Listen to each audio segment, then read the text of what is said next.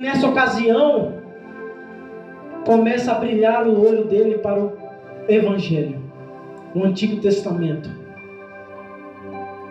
Ele começou a se destacar, mas de um lado ele se destacava e crescia ministerialmente, e no outro lado crescia um homem sem estudo, numa cidade pequena chamada Nazaré, com as mãos não leve segurando uma caneta, mas numa carpintaria com a mão calejada.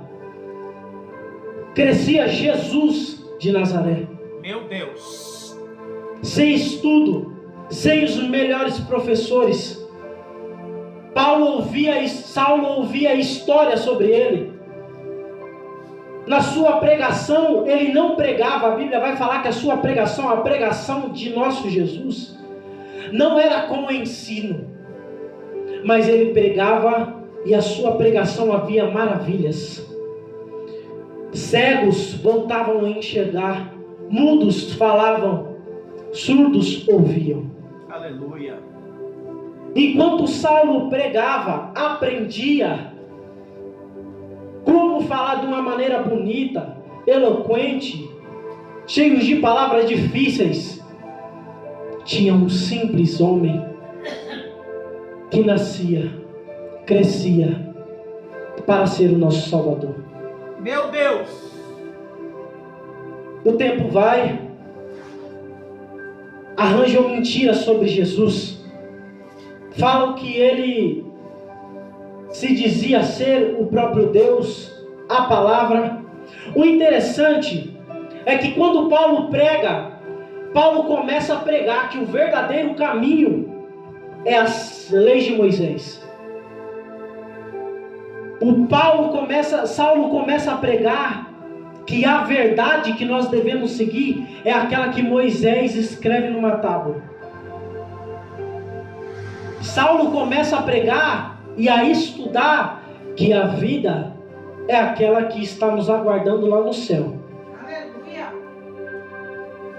Mas de outro lado, aquele homem sem estudo, com as mãos calejadas, caluniado, ele não prega sobre nada ensinando algo. Ele fala: eu não venho aqui pregar sobre o caminho, eu sou o caminho. Eu não vim aqui pregar sobre a verdade, eu sou a verdade. E eu não vim pregar sobre uma vida, eu sou a vida. Naquele momento, Saulo fica indignado. Como que um homem prega que ele é Deus, que ele é filho de Deus? Na cabeça de Paulo não fazia ideia, porque Paulo seguia os mandamentos que falavam: eu sou o Senhor, não fazei outro Deus além de mim, não existe outro Deus além de mim. Paulo, ele seguia os mandamentos do Senhor. E o Messias, como é até hoje para os judeus, né? Para Saulo, Messias, não tem como um Messias vir de Nazaré, porque Nazaré era uma cidade do comércio. Não tinha como um rei, não tinha como o Messias vir analfabeto, com as mãos calejadas, porque ele era Salvador. Então Saulo, através de Isaías, ele tem uma visão do Messias diferente. Então o Messias vem, é caluniado, é açoitado, é vendido, é cuspido e é crucificado. Ele tem a morte de cruz nos seus ombros. Ele carrega todo o pecado do mundo, todo o ódio do mundo, tudo aquilo que desde o jardim do Éden tem nos condenado à morte. Meu Deus. E naquele Calvário ele nos torna filho. Filho. Eita Deus. Ele é morto, ressuscita, sobe aos céus. Saulo volta e encontra os discípulos fazendo igrejas, membros. Saulo ele chega naquela situação e fala, não tem como. Alguém tem que fazer alguma coisa mediante a isso. Eles estão conseguindo fazer milagres, eles estão conseguindo fazer discípulos. Parece que não tem fim, parece que não tem luz para acabar com essa situação, com essa idolatria errônea. A Bíblia vai falar que Saulo, ele começa a exterminar os cristãos. Aqui em Atos capítulo 26, versículo 14, vai falar que ele perseguia. No 27, que é o que a gente leu, versículo 10, versículo 17, vai falar que ele dava ordem para exterminar os cristãos. Naquele momento ele começa e dá uma ordem, fala, onde tiver alguém pregando sobre esse tal Jesus, vai ser morto, vai ser preso, vai ser exterminado. Ele não tinha dó de pessoas, de criança. Ele ia atrás. Irmãos, só que nós já conseguimos entender uma coisa. Hoje em dia as pessoas estão querendo um cristianismo que é só na mansidão. Crente pregando para crente, barbudo, dentro da igreja. Como já foi falado aqui hoje, o difícil mesmo é você seguir à risca o que Jesus fala. Se você é cristão mesmo, o difícil é você tomar um tapa na cara e dar outra face. Isso é difícil. E às vezes nós aturamos isso de próprios cristãos. Que aconteceu esses dias na nossa vida, aconteceu uma situação que nós tivemos que mostrar que nós éramos crentes de verdade. É fácil chegar aqui e pregar para você, se alguém fala mal de você, ora, entrega nas mãos de Deus. É fácil falar. Mas tem momentos que o Senhor Jesus, ele vem e nos testa, para ver se a gente é crente mesmo. Ou se a gente só carrega, ou só se é mais um, carrega uma Bíblia debaixo dos braços. O interessante é que agora, quero que você preste muita atenção, nesse momento Saulo, ele começa a ter mais ódio, e cada dia o ódio dele vai crescendo. E quando ele descobre que os discípulos vão em outras cidades para fazer igrejas, ele fala assim, pois agora eu vou até lá nas outras, eu vou pegar cartas dos sacerdotes, e aonde tiver esse povo eu vou exterminar. Então a Bíblia fala que ele vai até Damasco, com a ordem de matar, de prender os cristãos. Ele vai até Damasco, mas algo acontece diferente. Algo que aconteceu na nossa vida. Quando a gente estava naquele lamaçal do pecado, no erro, no pecado, com ódio no coração, com desânimo, com tristeza, aconteceu algo que aconteceu na vida de Saulo, um clarão. Aleluia! As escamas caíram dos nossos olhos. E isso nada mais, nada menos é um encontro verdadeiro com Jesus. Mas só aquele que teve um encontro verdadeiro com Jesus vai saber que não é fácil. O testemunho da minha mãe é muito bonito. Ela conta o testemunho que teve um encontro com Jesus, mas a família dela era toda de outra religião. Na minha vida foi também assim. Eu fiquei afastado da minha mãe. Não gosto de pregar muito sobre testemunho, mas eu estou sentindo de Deus de contar. Eu fiquei um tempão afastado da minha mãe. Fiquei muito tempo mesmo. E aí teve um dia que eu fui para a igreja, eu tinha acho que uns 10 anos, eu fui para a igreja com ela. E o Senhor teve um encontro verdadeiro comigo ali, criancinha, chorei na presença de Deus. Só que aí, o interessante é que, como foi dito aqui, a semente, ela não brota de uma vez para outra, de um dia para o outro. A pregação, quando ela entra, o encontro, quando ele entra, é confronto na nossa vida. Quando eu voltei para a casa do meu pai, chegou lá minha madrasta me confrontando, eu vi aquelas imagens ali que me assombravam à noite. Quando eu abri uma Bíblia, ela falava: seu filho está lá lendo a Bíblia. Mandava eu tinha que ficar com a Bíblia escondida. Isso é ter um verdadeiro encontro com Deus.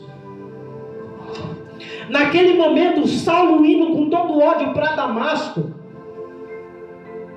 houve um clarão, ele cai, e uma voz em hebraico fala para ele: Saulo, Saulo, por que me persegues? Dura coisa te é recalcitrar contra os aguilhões. Naquele momento Jesus fala para ele assim: Saulo, você é que nem um touro bravo. Aguilhões é usada em bois, em touro, que é meio bravo, para controlar ele quando ele está muito irritado. Ou seja, em outras palavras, você está bravo, você está irritado, pois faz alguma coisa aí agora. Faz alguma coisa. Você não estava atrás de mim, Saulo? Eu estou aqui, o que você vai fazer agora? Tem muito crente que é assim, que é bravão, que é irritado. Mas na hora que Jesus aperta, fica mansinho. Jesus sabe trabalhar. Mas agora o mais interessante é o que vem agora, irmão. E é o que tem acontecido muitas vezes hoje nas igrejas. Sabe o que acontece? Nesse exato momento em que Jesus brada, Saulo cai, fica cego, Jesus fala para ele: acalma, pois eu vou te levantar como um ministro. Aleluia! Te levarei como ministro, e pelas tais coisas que irão aparecer ainda, livrando-te deste povo e dos gentios, a quem agora eu te envio. Aleluia! Agora, irmãos, agora que é o interessante, como o primeiro encontro que Jesus teve com Saulo, ele fala assim: eu vou te levar para um povo, e Saulo, esquece tudo isso que você aprendeu aí, esquece tudo que você aprendeu até agora é bobeira. Agora eu vou te levar para um povo que vai te perseguir, e você vai ter que pregar. Você não é bravo? Pois eu vou te levar lá para um povo. Quem vai te livrar da mão dele sou eu. O povo que vai te perseguir, eu vou mandar você ir lá. Isso é difícil. Isso é o cristianismo. É quando o Senhor manda a gente ir para um lugar que sabe que vão nos maltratar, que vão nos humilhar, mas Deus fala assim: vai. Você não era bravo? Vai. Prega. Eu estou mandando você ir lá. Pois quando você estiver lá, vão querer te matar. Senhor, mas vão querer me matar, o Senhor vai querer levar? Vão querer te matar. E não só isso, vão te apedrejar, vão te cuspir, vão te chicotear. Mas você vai ter que fazer o que eu estou mandando. É fácil, irmão. É fácil eu chegar aqui para vocês e falar assim: quando eu fui me batizar da primeira vez, lembra até hoje, eu falei assim: pastor, vai ter ensino bíblico, né, para batismo, né, que geralmente tem nas igrejas, Assembleia de Deus. Ele falou assim: irmão, você está há quanto tempo na igreja? Eu falei assim: pastor, estou um tempão já, estou um tempinho, em 5 anos, porque eu era bem pequenininho, tinha 13, 14. O pastor falou: não, vamos, vai lá amanhã no culto, chega mais cedo no culto que eu vou te dar um ensino. Aí eu fui todo chique, né, bonito, né, era meu batismo e tal, era um ensino. Cheguei lá, ele falou, tava só eu e ele na igreja. Ele falou: irmão, senta aí. Aí eu sentei, ele falou assim: você está preparado para quando alguém cuspir na sua cara você ter que perdoar? Ele falou assim: você está preparado para se alguém bater na sua cara você não pode revidar? Você está preparado para se alguém apontar uma arma para sua cabeça e falar assim: Você crê em quem mesmo? Em Jesus? Você está preparado? Eu falei assim, pastor, eu não sei se eu estou preparado, mas eu quero estar. Aleluia. Aí ele falou assim, então amanhã vai ser seu batismo. É isso, irmão. Você ser um verdadeiro cristão é isso. É você não ter força, falar assim, Senhor, é você estar tremendo, para chegar em alguém e dar uma revelação forte, que ou ele se converte ou ele morre. É você estar tremendo, mas você falar, Senhor, se o Senhor está mandando, eu vou. E isso é ser crente. Ser crente não é só aqui chegar, pregar, cantar bonito, não. É Jesus ter o primeiro encontro com você e falar, eu vou te mandar, você vai quase ser morto, mas eu vou te livrar. É isso daí. Ou você aceita ou você não aceita. Pode ser? Você vai fazer o quê, irmão? Ou você aceita ou você não aceita e pronto, e acabou. As coisas com Deus é assim. E isso eu tenho aprendido, tenho calejado pela glória de Deus. E isso é muito lindo. É lindo quando você aceita, quando você crê em Jesus, quando você está disposto. É muito lindo. É muito lindo quando você depende de Deus. É lindo demais. Porque quando você chega nessa intimidade de depender de Deus, as coisas ficam tudo mais fácil. Meu Deus. Lá em Filipenses,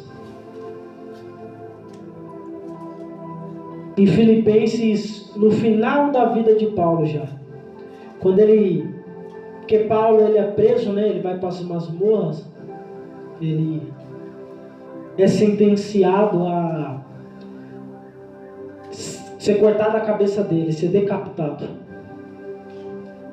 Naquele momento, escrevendo a carta para a igreja de Filipos,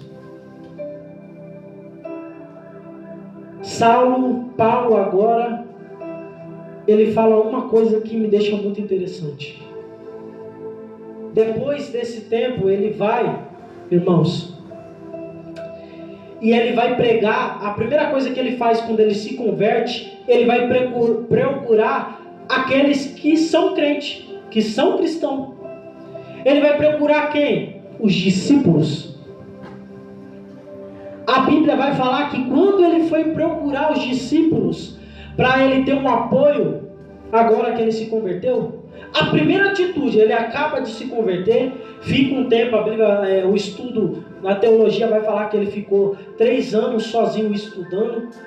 Depois, o primeiro mandamento que Deus fala, a primeira coisa que ele faz como um cristão agora convertido, sabe o que é? Procurar crente, para ter um apoio. Fala assim, não, agora eu estou no caminho, eu vou procurar meus irmãos e vou batalhar junto com ele. Sabe o que acontece? Ele chega nos discípulos e os discípulos falam assim, você pode ir embora. Não, você não se converteu nada não. Não, mas eu tive um encontro com Jesus, agora minha vida toda mudou, meu nome até mudou, agora eu não sou mais Saulo, eu sou Paulo. Sou um apóstolo de Jesus Cristo.